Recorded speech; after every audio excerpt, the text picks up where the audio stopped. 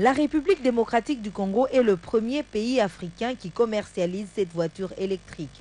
Chargée pendant 8 heures de temps, Greenwheel V5 n'a pas de moteur, pas de tuyau d'échappement et épargne ainsi le propriétaire du coût élevé d'entretien.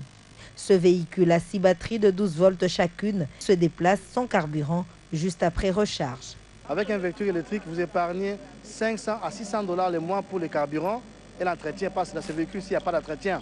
Pourquoi? Parce qu'il n'y a pas de bougie, il n'y a pas de filtre, il n'y a pas de courroie, il n'y a pas de tuyau d'échappement, il n'y a rien. Donc vous ne faites pas l'entretien et vous roulez comme ça gratuitement. Les différentes personnalités invitées à la Foire internationale de Kinshasa ont par ailleurs découvert les différentes opportunités qu'offre le secteur hydroélectrique de la République démocratique du Congo. Et là, nous continuons de parler de ce sujet. Présentation du premier véhicule électrique, M. Jacques Chako Matadi. Parlez-nous de ce véhicule. Ah, madame, ce véhicule, il est formidable. Une réalité? Une réalité, il est bel et bien à Kinshasa.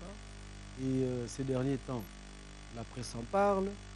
Et le gouvernement aussi s'y intéresse parce que leurs excellences, messieurs les ministres, nous honorent de leur présence. Ils sont aussi curieux que tout le monde pour voir ces véhicules. Et en parlant de ce véhicule en long, expliquons, c'est quoi ce véhicule électrique? Véhicule électrique. D'abord, je précise que c'est une automobile. Et dans notre cas, il s'agit de Jeep 4x4. Ils sont sans moteur à explosion ou à combustion. Donc, vous ne consommez pas d'essence, pas de mazout, pas d'huile pour moteur. Et ils vous épargnent des entretiens. Et ils sont totalement silencieux puisqu'ils sont électriques. Totalement silencieux. Donc, et faible consommatrice d'énergie. Elles sont rechargeables comme vous rechargez votre laptop ou bien votre téléphone. Après 8 heures de charge, vous avez une autonomie de 160 km. Pour avoir une idée, 160 km, c'est à peu près Kinshasa, donc Kinshasa, je parle de centre-ville, à Maluku, aller-retour. Parce que l'aéroport de Ndjili est à peu près à 20 km. Donc, une fois que vous avez rechargé pendant 8 heures, vous avez une autonomie donc, de 160 km. Donc, si vous allez à l'aéroport, vous pouvez faire autant de tours. En bon marketeur, vous le faites juste pour attirer la clientèle ou vous voulez faire rêver le quinois? Bien, madame. Je me mettrai sur 2 plans. Le plan intérieur donc, du pays et sur le plan international. Sur le plan intérieur du pays, je me place aussi à 2 niveaux. Le niveau des ménages et le niveau de l'État. Au niveau du ménage, donc de monsieur tout le monde, du client, du citoyen, c'est un véhicule qui est économique. Vous n'achetez plus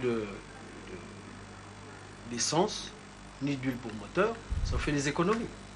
Vous n'allez plus chez les garagistes? Vous irez chez les garagistes pour changer de pneus, pour changer des plaquettes de frein, mais ça c'est séquentiel, hein? C'est pas quotidien. Voilà. Donc, ça vous épargne les entretiens.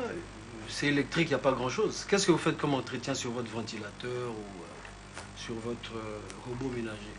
Pratiquement pas. C'est la même chose pour cette voiture-là. Donc, sur le plan des ménages, elle est économique. Donc, l'argent que vous dépensiez auparavant pour votre carburant devient une épargne. Et avec le concours des banques, là je prends un raccourci, parce que nous avons pris langue avec des banques, et les banques sont prêtes à nous accompagner ainsi que les assurances, vous pouvez acheter votre voiture à crédit. Là, nous parlons déjà de l'achat, mais Oui, à manger et à boire sur ce sujet, parce que cette voiture qui est rechargeable, nous ne savons pas si on va le faire avec la SNEL, si vous avez eu à discuter avec, si vous êtes pris, comment pour que nous puissions rouler aisément à Kinshasa. Nous continuons avec notre grand sujet du jour, la présentation du premier véhicule électrique, chers téléspectateurs, après cette pause publicitaire.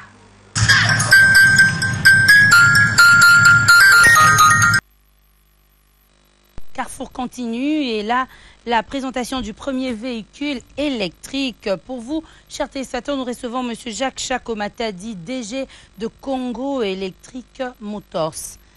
Monsieur Jacques, 365 km Kinshasa-Matadi, 500 km Kinshasa-Kikwit.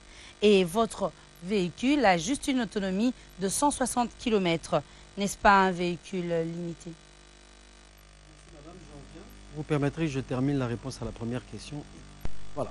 Nous sommes en train de continuer. Si vous C'est pouvez cela. répondre, nous allons vraiment, on a tout le temps ensemble. Hein. Nous allons continuer et voilà. Ce téléspectateur qui vient de nous retrouver à présent doit comprendre de quoi il est question là maintenant par rapport au kilométrage. Ok. Nous avons importé 2 modèles de Jeep. Mais il y a plusieurs modèles. Il y a même des bus, il y a des motos électriques, des tricycles électriques. Bien sûr, etc. nous vous comprenons. Mais Mais là, nous nous parlons avons de pris ce que nous avons vu. ce que en vous avez image, vu. les Jeeps. Nous avons 160 km seulement. Nous avons pris un modèle susceptible de remplacer ou de concourir avec les véhicules actuellement utilisés pour un usage de ville normale. C'est-à-dire pour des usagers qui quittent leur domicile pour aller à leur lieu de travail, généralement dans la ville de Kinshasa. Ah, donc voiture de luxe, on pourrait le dire. Ou soit c'est simplement comme des smartphones qui se déchargent facilement. La voiture VIP. La Jeep est luxueuse, c'est vrai, mais elle est plus fonctionnelle. Moi, j'habite par exemple Kalamou. Je travaille au centre-ville. Je fais, en général, je parcours 15 km, 20 km par jour. Donc, avec 160 km d'autonomie, je ne rechargerai, si je parcours 20 km, je ne rechargerai qu'au bout de 8 jours. Oui, vous êtes en train de parler de recharger. Ça se passe comment? Je suis à la maison, je viens là à côté, je branche mon GSM et ça se recharge comme ça? Ou ça se recharge comment votre véhicule? Ça se recharge sur la même prise sur laquelle vous rechargez votre laptop, la même prise que vous utilisez pour Vous votre voulez fer faire à rêver repasser. les gens, hein? Ah non, pas du tout, madame. Parce que je l'ai vécu et pas tout seul. Tout le monde qui est passé à la foire édition, à la Fékine édition 2014 a pu le voir et vous pouvez le constater sur les images. C'est exactement la même prise que celle que vous avez à votre domicile ou à votre bureau. Donc il ne se pose pas de problème à ce niveau-là. Et la recharge ne demande pas une tension particulière, elle demande une tension normale. Alors, évidemment, il y a la SNEL avec laquelle nous sommes En collaboration, on en peut parler collaboration. Nous sommes en train de négocier parce que les véhicules viennent d'arriver. Mais il y a l'autre possibilité, c'est d'avoir des panneaux solaires. Vous pouvez utiliser les panneaux solaires là où il n'y a pas d'électricité ou là où l'électricité n'est pas de bonne qualité. Donc cette voiture demande aussi trop, hein, comme toutes les voitures normales. Si vous me dites que votre laptop demande trop, que votre fer à repasser ou votre plaque chauffante demande trop, alors je serai d'accord avec vous. Mais on va Sinon, comparer oui. aussi avec les smartphones qui se déchargent plus vite qu'un congélateur. Donc c'est pareil. Oui, mais madame, dans votre voiture, il y a une batterie. Les batteries qui se trouvent dans ces voitures-là sont exactement les mêmes que celles que vous pouvez avoir dans votre voiture. Et quand vous allez chez le quado ou la personne qui recharge les batteries au coin, en général, ils en rechargent 10-15 en même temps, qui mettent en série, en parallèle, je ne sais pas, mais ils n'ont pas un équipement particulier. Ils utilisent la même électricité, ils n'ont même pas d'installation particulière chez eux. C'est la même électricité de la maison. Donc, il ne faut pas que les gens aient des stéréotypes. Hein. Dans ces voitures-là, qu'est-ce qu'on recharge? Les batteries. Que faut-il pour recharger une batterie? Rien de spécial. Alors, donc, je voudrais dire, nous avons pris, il y a d'autres modèles. Hein. Il y a des modèles qui ont... Mais jusque-là, nous n'avons que des Jeeps. Il y a des modèles qui ont une autonomie de 400 km et qui ont des vitesses de pointe de plus de 200 km. Donc, nous avons pris ces modèles-là, mais celui qui veut aller à Kikwit ou à Matadi, parce que généralement c'est ça la question, qui veut aller à Kikwit ou à Matadi, on peut lui commander le modèle qui lui convient et qui coûtera bien sûr plus cher. Ah, en parlant du coût aussi, à travers vos paroles. Juste en détectant ce que vous êtes en train de dire, nous avons l'impression que ces véhicules coûtent les yeux de la tête.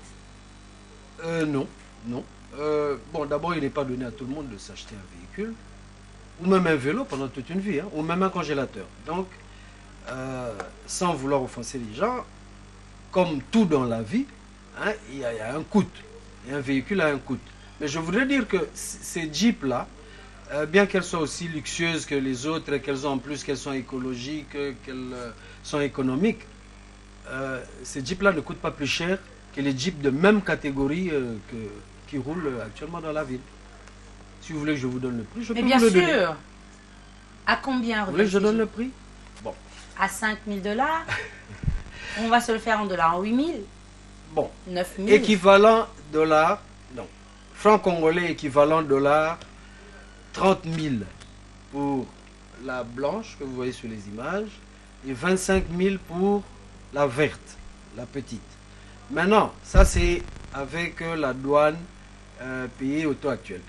Mais nous sommes en pourparlers avec l'État pour que ces véhicules comme ailleurs puissent entrer en franchise des droits de douane et de TVA. Si cela nous est accordé, ça va encourager, ça va faciliter l'acquisition de ces véhicules à un plus grand nombre et la blanche pourrait se vendre autour de 25 000 et l'autre autour de 20 000. Merci beaucoup, monsieur Chako Matadi Jacques, pour ce bon moment, et à vous aussi, chers téléspectateurs. C'était un réel plaisir passer cet instant à vos côtés, les yeux dans les yeux. C'était un bonheur. Et là, la dernière phrase avant de nous dire au revoir: soyez chaque nuit la promesse d'une nouvelle aurore, chaque matin la promesse d'un nouveau jour, et chaque jour la promesse d'une nouvelle vie. Bye bye.